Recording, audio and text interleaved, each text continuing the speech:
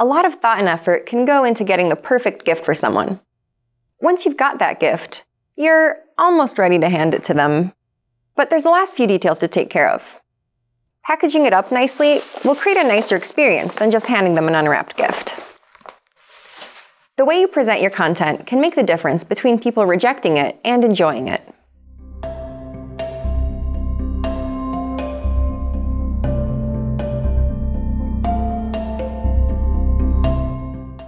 Before your visualization is ready to be gifted to the world, there are a few remaining annotations you may want to add to it in post-production to wrap it up.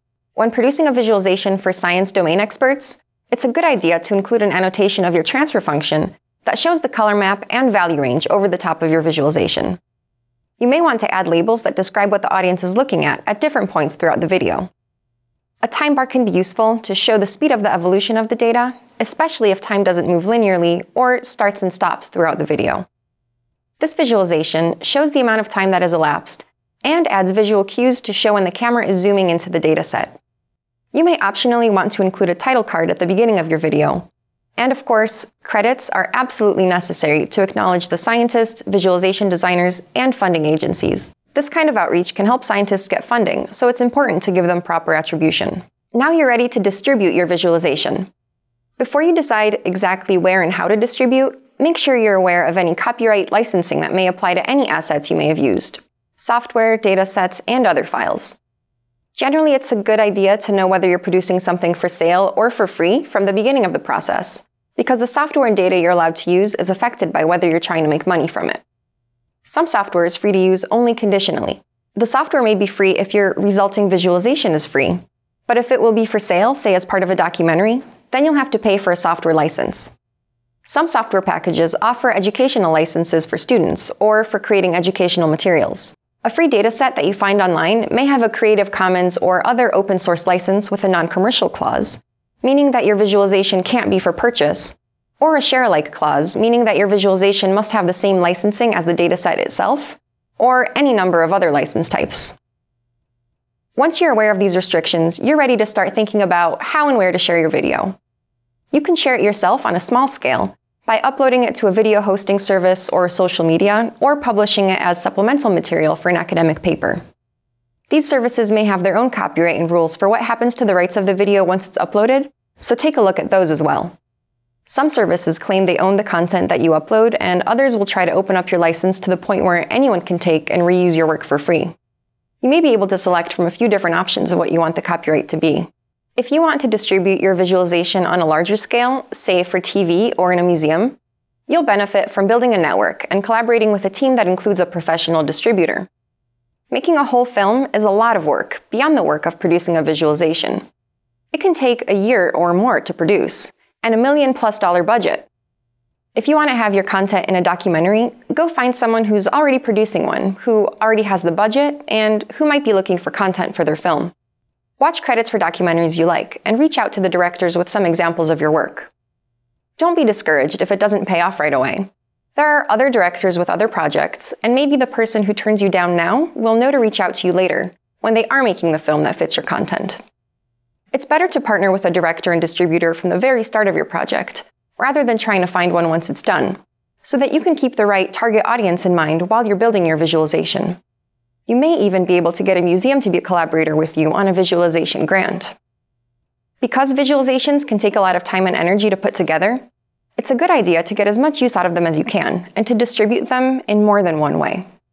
A good rule of thumb is to aim to get 3 uses out of a visualization. If you create your visualization for a dome show and keep the action around the sweet spot, you can later make a rectangular cutout of it and distribute it in more standard settings. You can take a visualization that you've made and develop additional educational materials to share with teachers so they can show your video in their classrooms and incorporate the materials into their lesson plans. This repetition for a single audience allows them to more deeply investigate what they're seeing, and helps them retain information too. This visualization of a tornado was made for TV, but afterwards it was re-rendered in a new format so the Museum of Science and Industry in Chicago could use it for their exhibit on extreme weather. A potential concern when releasing your visualization, especially on the internet, is that you never really know where it may end up. If your visualization is made freely available, it may get used in someone else's documentary, which is great, or it may end up somewhere completely unexpected, One of our visualizations ended up as a background element in the movie Annie, where they just wanted something to look science-y. A likely scenario is that your visualization may get shared via social media, and this is something you have very little control over. With so many digital video tools available, many people have the ability to download your content from whatever platform, regardless of intellectual property rights, and post it anonymously without consequence. We find that it's better to use this exposure to drive audiences back to the source material than to try tracking down the person responsible. This visualization got cropped, sped up, stripped of its narration, and turned into a GIF.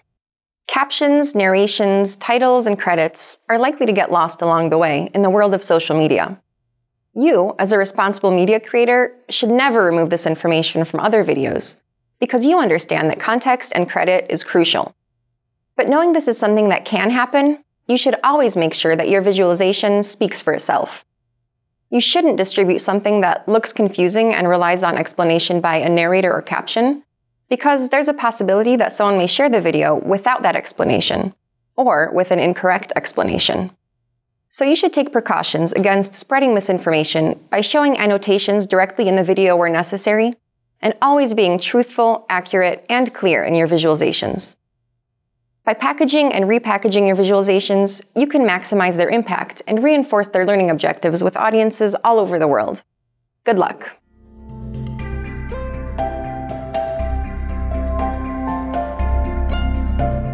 Fun fact: our team created a documentary called Solar Superstorms aimed at a general audience about the effect the dynamics of the sun have on us here on Earth. After the completion of the film, we ended up with an unexpected audience: politicians. The documentary was shown in Washington, D.C. before a vote on funding space weather research. The phrase general public really does include everyone. The bill ended up passing the Senate unanimously.